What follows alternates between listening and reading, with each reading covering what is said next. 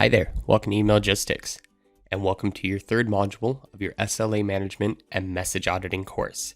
This module is all about setting up your conversation ID.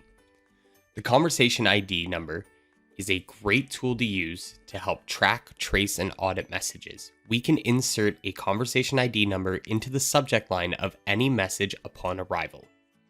Let's take a look how to do this in the Emailgistics Admin Center.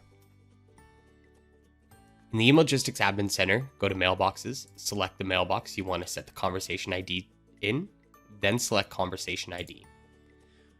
The conversation ID is on by default when you onboard your mailbox with Emailgistics. You can turn it off simply by unchecking the Add Conversation ID to Incoming Message Subjects option.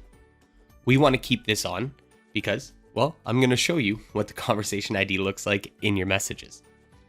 You can set a prefix and a suffix for the conversation ID. I always recommend keeping an open parentheses and a closed parentheses, so that way it separates it in the subject line. Here's a quick preview of what it looks like right now in the subject line. So original subject, and then the open parentheses, the conversation ID, then the closed parentheses. Here in the prefix, I have the option to add anything else that I would like to. I can maybe add thread. So if you want to refer to it as a thread, and then it would appear in the subject line as such here.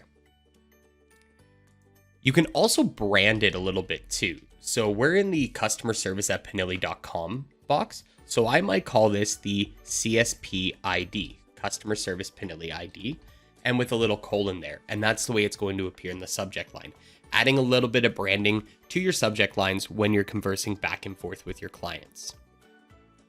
This is also a great tool because you can then ask your clients if when they call in what their CSP ID was, and it will make it easier for you to search up that message in Outlook because now you have a specific identifier without them having to reference something in the body of the message or when it was sent, when it was received. They can always just reference this CSP ID number.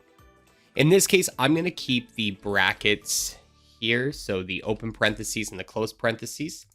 And in your Microsoft Outlook desktop application, you're going to be able to see when messages arrive into the mailbox that they are all assigned this conversation ID number. This number will appear on the message arrival. In a previous course and module, I talked a little bit about our auto replies and how you can insert the conversation ID number into the auto reply.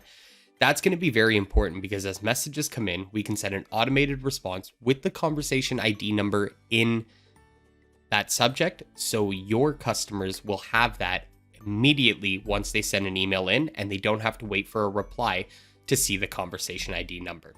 Every message that does come in is applied the conversation ID number, as you can see with these three that just populated now. Thank you for joining me on this module, setting up your conversation ID of your SLA management and message auditing course. If you have any questions, you can always email support@emailgistics.com and we'll be happy to help you. Thanks again, and I'll see you on the next one.